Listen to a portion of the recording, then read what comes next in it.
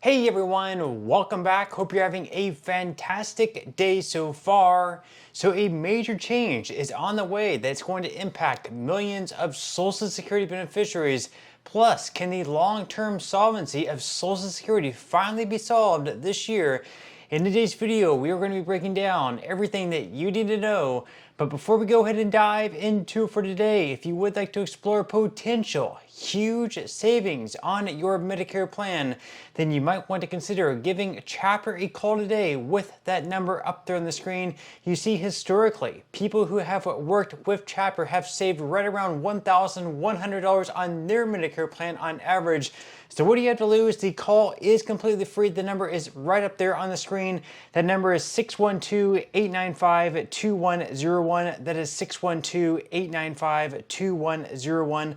And again, on average, people who have worked with Chapter have saved right around $1,100 on their Medicare plan. The call is completely free. And thank you to Chapter for sponsoring today's video.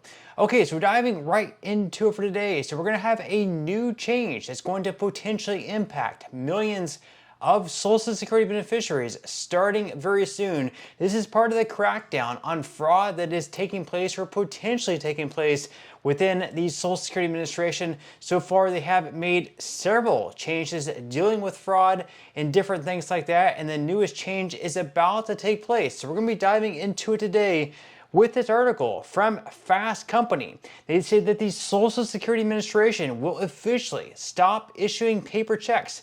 The transition, which aims to improve efficiency, security, and ensure beneficiaries receive their monthly benefits promptly, will come into effect starting on September 30th, 2025, so just in a couple of months to prepare.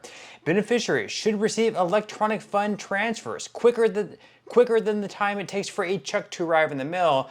Also, electronic payments should also be more secure, with the SSA claiming a paper check is 16 times more likely to be stolen or lost.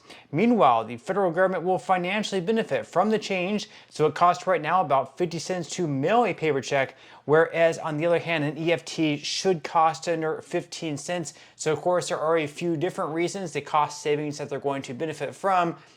Just sending an EFT versus sending a paper check, they're going to save on that. Plus, like they're mentioning there, is going to crack down on fraud as well. Someone can always, change the address and receive a paper check instead. Whereas dealing with like sending an electronic payment to a bank account is, I guess, more likely to, be fraudulent activity. They've also made some changes on how you can actually change your bank account as well. Like, for example, you can no longer call in to the SSA under certain circumstances and change your bank account. Now you have to do all of that online or in a field office. Now, the article goes on to say that the SSA claims that less than 1% of recipients still get paper checks, so very few individuals, but still, we're talking about millions of people here. As paper checks are phased out for Social Security benefits, individuals can either enroll in direct deposit through their bank or get a Direct Express card. The latter works as a prepaid debit card with just the federal benefits added to it, meaning you don't need a bank account to use it. And a survey by the Federal Deposit Insurance Corporation last year found that about 5.6 million U.S. households were unbanked in 2023, and although the percentage of people without bank accounts is declining overall, certain populations are disproportionately impacted, according to the FDIC. Those include low-income households, Black and Hispanic households, and people who are disabled, have less formal education, or are in single-parent households. The plan right now is to gradually eliminate paper checks. Actually dates back to 2010. According to the Department of the Treasury. However, a lot of recipients may just be hearing about it after the SSA posted an alert on Monday. Comments on that page suggest that many people are unhappy with the change. So with that said, leave your thoughts and comments below. Are you still, anyone here potentially without a bank account still that is receiving paper checks in the mail for whatever reason? And are you now going to have to transition yourself over to having a bank account? Now, there's actually certain people who may have waivers to that, so there is something that you can look into if you would prefer receiving a paper check in the mail rather than having it directly deposited, even though there are a lot of advantages, of course, of just having your check deposited into your bank account, like they mentioned, there is going to be a lot quicker than having to wait for a check to arrive in the mail, especially during busy season like Christmas or other holidays. So obviously it's going to be a lot more advantageous to receive your check directly deposited into your bank account. But for people who are used to receiving a paper check, it might be a little bit more difficult for them to transition on over.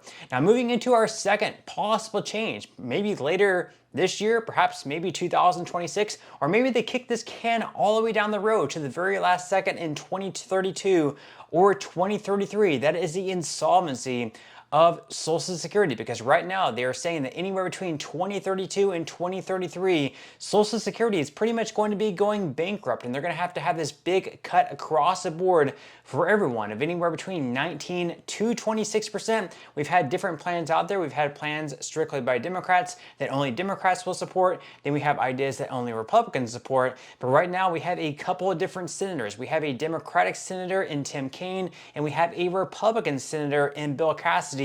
They're working together and trying to find as many Republicans and Democrats to join this idea to finally fix Social Security. And for some, this would actually mean an increase in benefits. Here is Bill Cassidy sort of discussing his plan, what it would do. Let's go ahead and watch. The approaching insolvency of Social Security has been a topic of national concern since the 90s and a topic of congressional procrastination for just as long. The can has been kicked down the road so far, there's not much road left.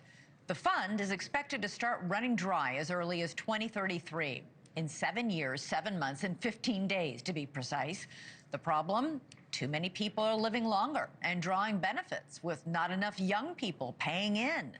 Unless something is done to change that, retired Americans who qualify will still be getting Social Security money, but not all of it. About 80% of what the current retirees get. But now a new bipartisan effort in Congress is aiming to change all that. Republican Senator Bill Cassidy and Democratic Senator Tim Kaine are introducing a plan they say could save Social Security. They write in a Washington Post op-ed today that there is a nationwide appetite to implement a bipartisan, common-sense plan like ours. Waiting until the Social Security Trust Fund is on the eve of crisis would have difficult and preventable consequences. Congress should seize the moment.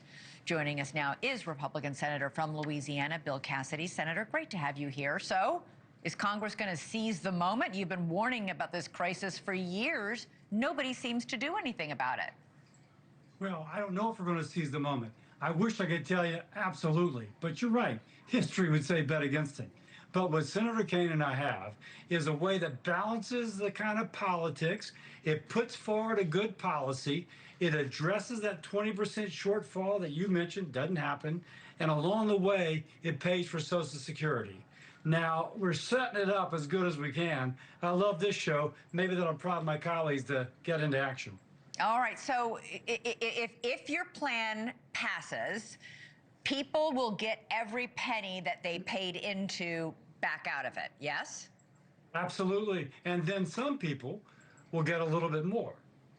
For example, we have something where if you're over 80 and you're like less than 200% of federal poverty level, we give you a little extra. We have work incentives in there. We do something for pastors. Sometimes pastors, when they're 20, elect not to go into Social Security. And then when they're 65, they can't get Medicare. We do something kind for them.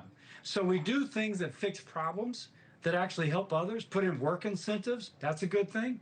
And we also bail it out. I love our plan. So what are the chances you can get your colleagues to agree? Well, so I'm speaking to people now, so is Senator Kaine. And do we just want to let this coast along, doing a disservice to the American people, allowing it to go down bankrupt, at which point the solutions are more drastic, or do we want to be proactive? Imagine that, Congress being proactive. It's hard to imagine. Yeah, I'm pushing to be proactive. But you know, listen, Social Security is a sacred trust for Americans. This is a contract we have had with generations of Americans. You work hard. We're going to take this money of yours. We're going to put it away for you so when you're old and you don't have a job anymore and you can't work anymore, it's going to be there for you. A lot of people have started to lose faith in this. 83% of Gen Xers don't even believe that they will get their Social Security. Absolutely. That's why we got to fix it now. Under our plan, everybody gets all the benefits that they've been promised. Period. End of story. But along the way, we create an investment fund in which we put money into the investment fund and invest it like you would your 401k. And we let it grow just with the power of our economy. And we use the power of the U.S. economy to bail out Social Security. By the way, all risk is by the fund. You know, if the market goes up, the market goes down, doesn't matter, you still get your benefits. Okay. But the fund ends up bailing out social, and as I said earlier, we actually give a little bit more to some people. So that is Bill Cassidy's plan alongside Tim Kaine. Leave your thoughts and comments below. Do you like it? Do you dislike it? Leave your thoughts and comments below, but that's all we have for today's video, and I will see you in the next one.